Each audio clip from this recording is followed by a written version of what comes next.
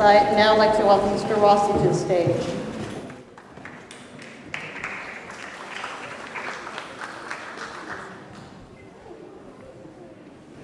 Namaste. It's a Hindu word of greeting, which means the light of the divine in me recognizes and bows to the light of the divine in you. And that's the basis that great government and great society should be built on. Because a city is not great unless it's great for everyone, and it's not going to be great unless we get the great out of everyone, and everyone has it because everyone is a creature of the divine. For me, that's not simply an article of faith, it's been my lived experience. My brother-in-law suffered a brain injury in his youth and lost a leg and has a prosthetic. My sister-in-law is a schizophrenic. My grandfather suffered a stroke. My mother-in-law suffered a stroke and lived with us for 9 years, during which I saw what stroke does in terms of disability as we age. And for 4.5 years, I had the great privilege of being the CEO of the Heart and Stroke Foundation of Ontario, and again saw different aspects of disability and what it does in people's lives. I am the only candidate among the 5 here who is not calling for tax cuts or freezes. Even Mr. Pantalone has caught the bug and wants to eliminate the $50 to $60 million a year the city gets from the vehicle registration tax. I want to eliminate waste. Be clear, I'm a businessman. I want to get value for money, but so that we have the money to invest in the things that we value, and I value nothing above ensuring that everyone's human dignity is respected and achieved to its full potential. Thank you, Mr. Rossi.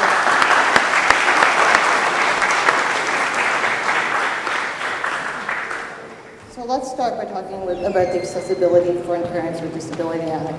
We understand that the city has legal accessibility requirements it must follow, but what will you do to create a culture of inclusion within City of Toronto staff and its agencies, boards, and commissions?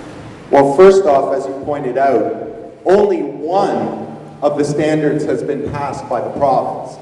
I think the mayor of the City of Toronto needs to be an advocate for the disabled community and ensure that all of the standards are put in place by the province. 2, the city needs to lead by example in terms of ensuring that there is a matching service between people with skills and the boards and agency and commission positions that come up. 3rd, we have to ensure the issue of mobility and accessibility. So for me, that means 2 things. 1, as I've said before, I've pledged that for those with disability who are also on social assistance, that there be a discounted TTC rate to the same level of the seniors discount. That's number 1. That's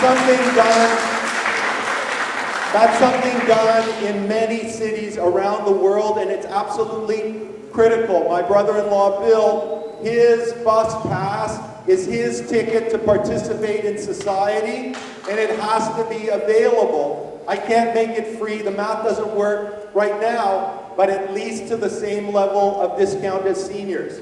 Secondly, the city, because it has not been managing its money and priorities appropriately, has pushed back the date of full wheelchair accessibility for the entire subway system from 2020, its original pledge, which is already way too long, to 2024, just barely meeting the Ontario requirement.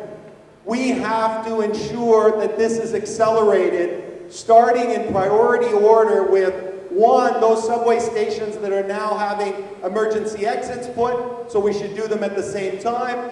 And 2, stops that, like the one in front of Toronto Rehab, that you have enormous concentrations of people requiring wheelchair accessibility. Thank you.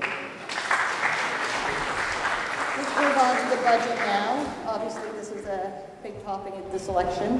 How will you ensure that people with disabilities are protected when budgets are developed and implemented? And please be specific. To beat Rob Ford for the position of mayor.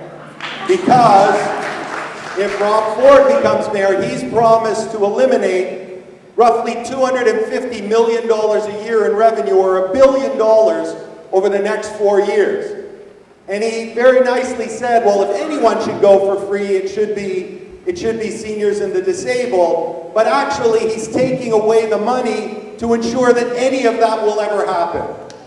There are lots of things and lots of areas of waste that have to be reduced. I agree, Mr. Ford is right about that.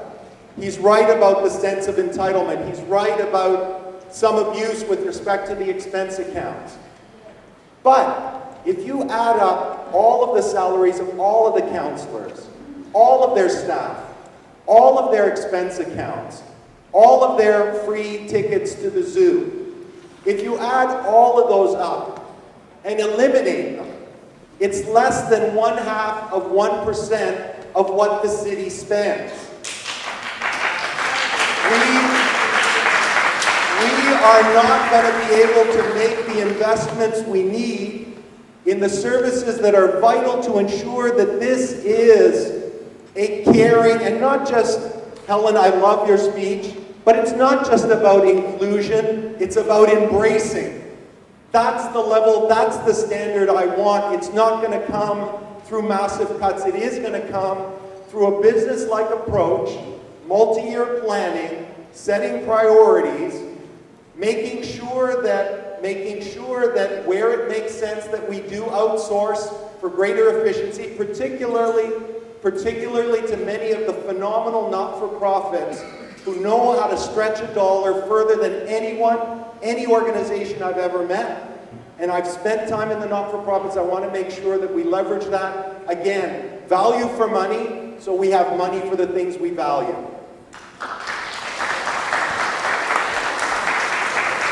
Thank you. Let's move on to housing.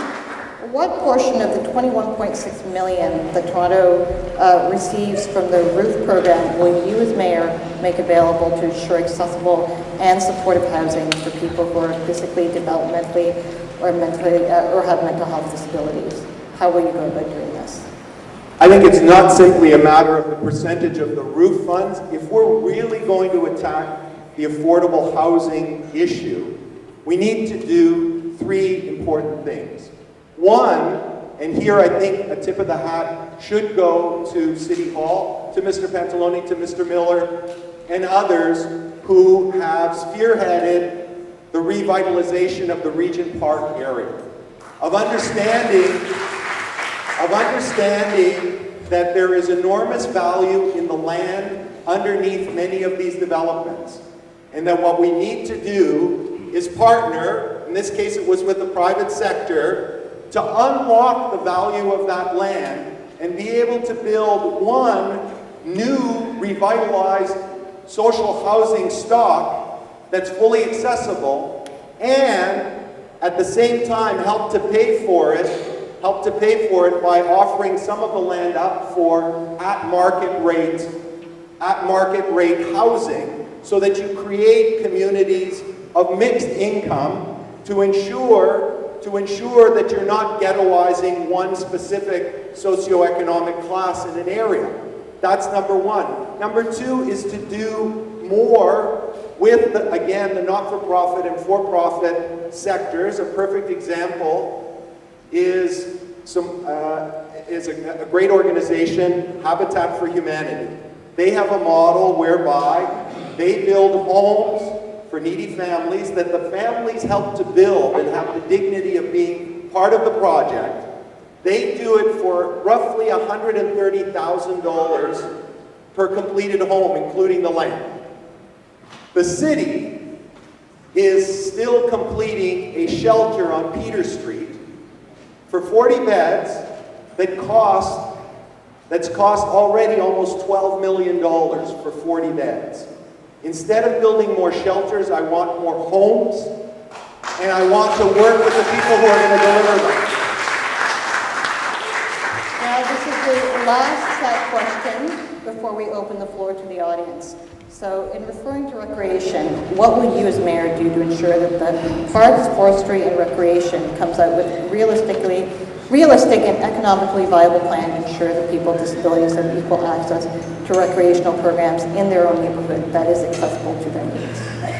It is a great question, and is one that I often discuss with my brother-in-law. One of the key failings we have as a city when it comes to recreational opportunities, particularly ones that will be made more economically viable and sustainable, is the fact that the school board and the city and Parks and Rec don't talk to one another in a real and in a full partnership way.